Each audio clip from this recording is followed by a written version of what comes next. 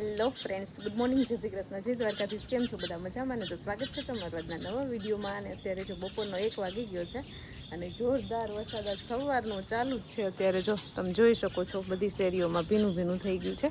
એટલે એટલો બધો વરસાદ નથી આવતો, પણ આમ ઝીરો ઝીરો ઝરમર ઝરમર વરસાદ ચાલુ જ રહે છે. એટલે બધે આમ પાણી પાણી થઈ જાય છે. અને નરેશ તો આજે સવારના વહી ગયા છે રાજકોટ, એને હોસ્પિટલ જવાનું હતું એટલે. અને અત્યારે હું જાઉં છું દિત્યાબેનને, બ્રેકનો ટાઈમ થઈ ગયો છે એટલે એને તેડવા માટે. અને અત્યારે વરસાદ રહી ગયો છે એટલે એક છત્રી નાની એના માટે લઈને જાઉં છું. વળી વરસાદના છાંટા આવશે તો કહે કે મમ્મી મારી છત્રી કેમ ન લઈ આવી, એટલે એની છત્રી લેતી જાઉં છું. કદાચ તો નહીં આવે, ઉઘાડ થઈ ગયો છે હવે. તો ચાલો પેલા ફટાફટ દિત્યાબેનને તેડી આવીએ. છોકરાઓ આવી ગયા છે બ્રેકમાં, કા? અને આ વખતે તો વરસાદ ન આવ્યો દિત્યા, ઝીણો ઝીણો વરસાદ આવ્યો તોય હું તો છત્રી લઈ આવી હતી. દિત્યાબેને ઉપયોગ કરી લીધો, કા? ચાલો હવે થોડીક વાર બ્રેકમાં મોજ ખાઈ પી લ્યો, પછી પાછી મૂકી જવાલો. તો આ વર્ષે છે ને આપણે બહુ બધી કેરી ખાધી છે. અને હવે ડાબામાં છે ને છેલ્લી 3 કેરી જ બાકી રહી હતી, એ પણ ફ્રીજમાં પડી હતી ને એટલે કોઈ ખાધી નહીં, એમ કે દિત્યા ખાશે એમ. પણ બધાય દિત્યા માટે છોડી ગયા ને દિત્યા તો ખાતી જ નથી. તો ત્યારે સ્પેશિયલ અમને યાદ આવી ગયો. હવે ફાઇનલી આપણે 3 કેરી પડી છે ને, તો સુધારીને જોઈએ, સારી હશે તો ખાશું, બાકી નાખી દઈશું, કા દિત્યા? ચલો કેરી કટ કરી લઈએ. ભાઈ કેરી તો છે ને આખી કેરી અંદરથી છે ને કાળી કાળી થઈ ગઈ છે, એટલે પડી જ ખરાબ થઈ ગઈ. થોડીક વહેલી ખાધી હોત ને તો ન બગડી હોત, એટલે પડી ખરાબ થઈ, કેમ કે ઘણા ટાઈમથી એમને પડી હતી એટલે કેરી તો આપણે નહીં ખાઈ શકીએ. ચાલો તો દિત્યાબેનને કેરી તો અત્યારે ખાવા ન મળી, મસ્ત શાક રોટલી ખાઈ લીધું, કા દિત્યા? ચાલો થઈ ગયો ને પાછો ટાઈમ સ્કૂલે જવાનો. દિત્યાને બહુ ઉતાવળ હોય સ્કૂલે જવાનું. ટીચર રમવું છે સ્કૂલે જઈને? બોર્ડમાં લખ. હા, જો દિત્યા છે ને એના ટીચર એને બોર્ડમાં બધું લખવા આપે ને એટલે દિત્યાને મજા આવે. દિત્યા બધા છોકરાઓને લખાવે, કા દિત્યા?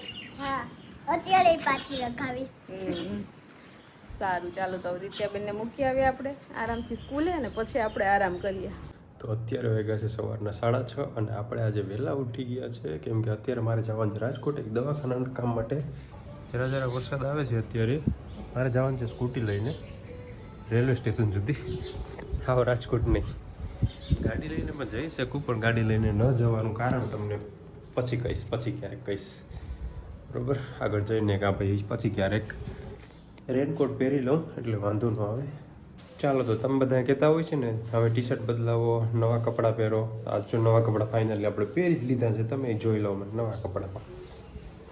હવે જઈએ આપણે.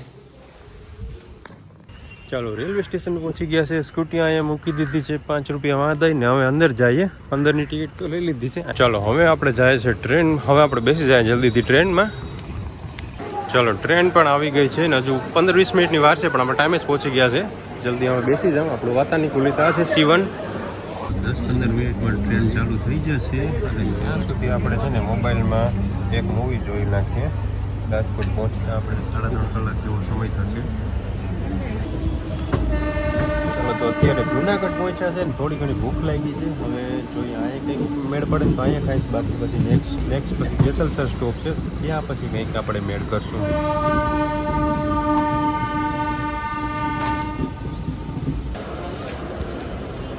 ચાલો તો આપણે ભક્તિનગર પહોંચી ગયા છે ને કન્ટિન્યુ વરસાદના છાંટા તો ચાલુ જ છે. આપણે બેઠા ને વેરાવળ ત્યાંથી અહીંયા સુધી વરસાદના છાંટા તો ચાલુ જ છે, અહીંયા પણ ચાલુ જ છે.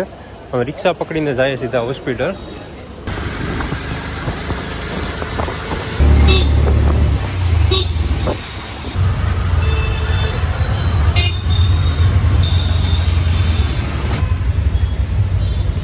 હોસ્પિટલનું કામ પતાવી અને ફરીથી આપણે પાછા ટ્રેનમાં બેસી ગયા હતા. હવે આપણે જાય છે ઘર તરફ. ઓલમોસ્ટ પહોંચવા જ આવ્યો છે, 5:30 થઈ ગયા છે. અને ટ્રેનમાં એક મસ્ત નીંદર ખેંચી લીધી આપણે. ચાલો તો જો આપણે આ કારેલીનો વેલો હતો ને એમાંથી આપણે 2-3 વાર મસ્ત શાક બનાવી અને ખાઈ લીધું છે.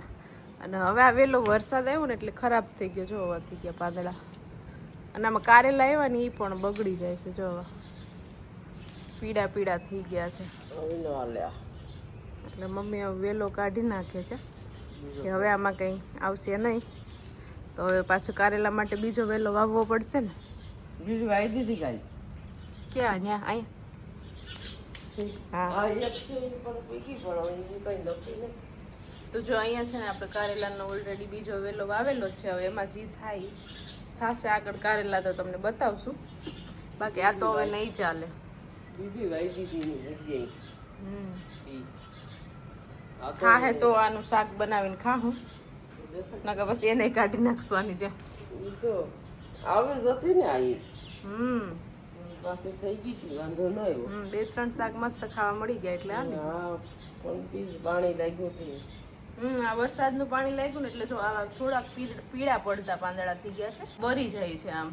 બાકી સારી હતી આમ કારેલી, પણ આ વરસાદ વધારે લાગી ગયો ને એટલે એવું થયું છે. અને અહીંયા જો અમારે છે ને અહીંયા ફૂલ છોડવાયું હતું ને એમાં એક મસ્ત ફૂલ આવ્યું છે પિંક કલરનું. શું કેસર ફૂલ કહેવાય છે આને. એટલે આ કેસર ખાવાનું કેસર થાય એ કદાચ ન હોય, પણ નામ ખાલી કેસર ફૂલ છે આનું. અને આના છે ને જો છોડ છે ને એ ડુંગળી કેવી હોય આપણી ડુંગળી એના જેવું છે, ડુંગળીના છોડ જેવું, પણ ફૂલ એકદમ મસ્ત આવે છે. આ પહેલી વાર ફૂલ આવ્યું વાવ્યા પછી. 2 દિવસથી આ ફૂલ આવ્યું છે પણ આમ જરાય કરવાનું નથી, બહુ મસ્ત ફૂલ છે. અને દિત્યાબેન પણ જો સ્કૂલેથી આવી ગયા છે, એનો ટાઈમ થઈ ગયો છે. અને આગળ ટ્યુશનનો પણ ટાઈમ થઈ જ ગયો છે. આવો આવો દિત્યાબેન આવો. આવી ગયા તમે ભણી ભણીને? હા. બહુ ભણ્યા હો પણ. હે થાકી ગયા કે ભણી ભણીને? આગળ પાછું ટ્યુશનમાં જવાનું. ત્યારે જો આપણે અહીંયા એક બાજુ ખીચડી મૂકી દીધી છે અને બીજી બાજુ જો મસ્ત મસાલા ભીંડી બનાવી નાખી છે, એકદમ મસ્ત મસાલેદાર મસ્ત શાક બન્યું છે ભીંડાનું. દિત્યાબેન હમણાં જો ટ્યુશનમાંથી આવી જશે એટલે એને લેસન કરાવવું પડશે, એટલે આપણે છે ને થોડીક વહેલી જ રસોઈ બનાવી લીધી છે. અત્યારે છે ને આપણે રસોઈ તો અડધી બની જ ગઈ છે, હવે ખાલી રોટલા બનાવવાના બાકી છે. અને દિત્યાબેન પણ ટ્યુશનમાંથી આવી ગયા ને બધા છોકરાએ આવી ગયા છે અહીંયા રમવા માટે કા. અને અમે બધા આવી ગયા છે અહીંયા 3જા માળે અગાસી ઉપર. અને અત્યારનો અહીંનો વ્યૂ છે એકદમ જોરદાર. જો આમ બધે દરિયાકાંઠે ઓલી બાજુ બધે જોઈએ ને તો ધુમ્મસ ધુમ્મસ જેવું લાગે છે. બાકી જો અહીંયા અત્યારે દરિયે માણસો છે પણ અત્યારે છે ને એટલું ક્લિયર નથી દેખાતું. જો માણસો ચાલીને જાય છે દરિયાકાંઠે પણ આમ ધુમ્મસ ધુમ્મસ જેવું છે ને એટલે ક્લિયર નથી દેખાતું. બાકી દરિયો અત્યારે ગાંડો દૂર છે, આટલું દૂર આપણે ઝૂમ કર્યું હતું. ને છોકરા અહીંયા એની રીતે મોજ કરે છે. લેસન હજી બધાને બાકી છે પણ થોડીક વાર આપણે ફ્રેશ થવા માટે અહીંયા ઉપર આવ્યા છીએ, બરાબર ને? ચાલો તો હવે આપણે કંઈક ગેમ રમશું. અને નરેશ તો હજી રસ્તામાં છે, આગળ કોલ કર્યો તો એને, ટ્રેનમાં છે, સાંજ પડશે ત્યાં પણ આવી જશે. એટલે આજ કદાચ આખા વિડીયોમાં તો દેખાશે જ નહીં, સાંજે આવશે ને જો થાક નહીં લઈ ગયો હોય તો આપણે મળશું વિડીયોમાં. બીજી અગાસી છે ને બીજી અગાસી પણ જો મસ્ત ચોખ્ખી થઈ ગઈ છે, વરસાદની ધોવાઈને બધો કદડો નીકળી ગયો છે.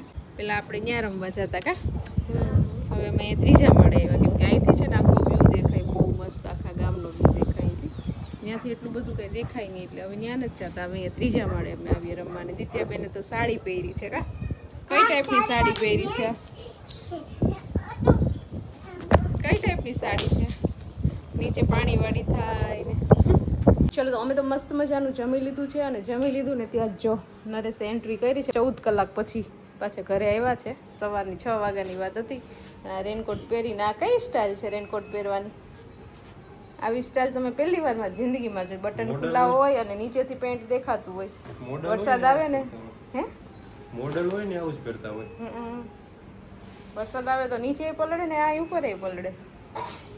વરસાદ આવ્યો જ નહીં. વરસાદ ચાલુ થયો રેનકોટ પહેરી લીધો જ્યાં વરસાદ હોય ગયો. એવું જ થાય. આપણે જ્યારે રેનકોટ ને છત્રી સાથે લઈને જાય ને ત્યારે વરસાદ ન આવે ને બધું સાચવવું પડે. જ્યારે ભૂલી ગયા હોય ને તે દિવસે જ વરસાદ આવે ને આપણે પલળવું પડે. એવું હોય, લૂચો વરસાદ છે.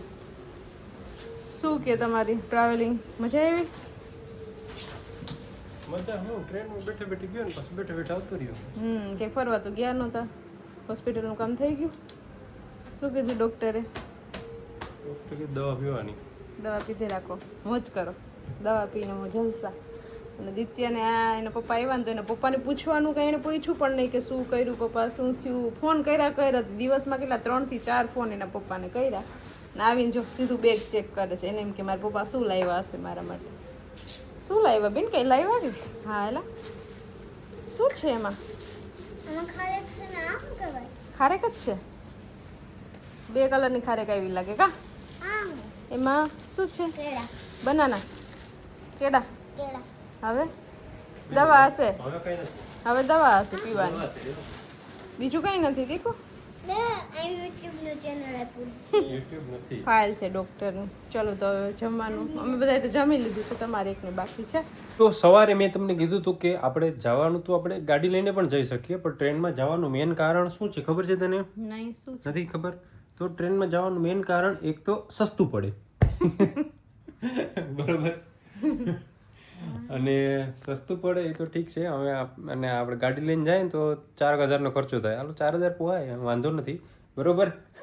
ડ્રાઇવિંગ કરવું એને બહુ અઘરું પડે એટલે ના આ જો મેઇન કારણ થાકી જવાય ડ્રાઇવિંગ કરે ને એટલે. મેઇન કારણ એ છે કે ભાઈ આપણે હું ગાડી ઓછી ચલાવું અને ભાઈ પાછું એટલું લાંબ ખાલી ખોટું જો ટ્રેન આપણે મસ્ત સુવિધા આપે છે ટ્રેનમાં પણ એટલો સમય લાગે શું મારે. થાય કે ગાડી ચલાવીને જાવું, ખાલી ડોક્ટરને બતાવીને પાછું ગાડી ચલાવીને આવવું, એટલે બહુ થાકી જવાય એમ. હા હા ટ્રેનમાં આરામે થતો જાય, ફ્રેશ થઈ જાય. આરામથી હુતે ગયો તો ટ્રેનમાં આરામથી હુતે ગયો.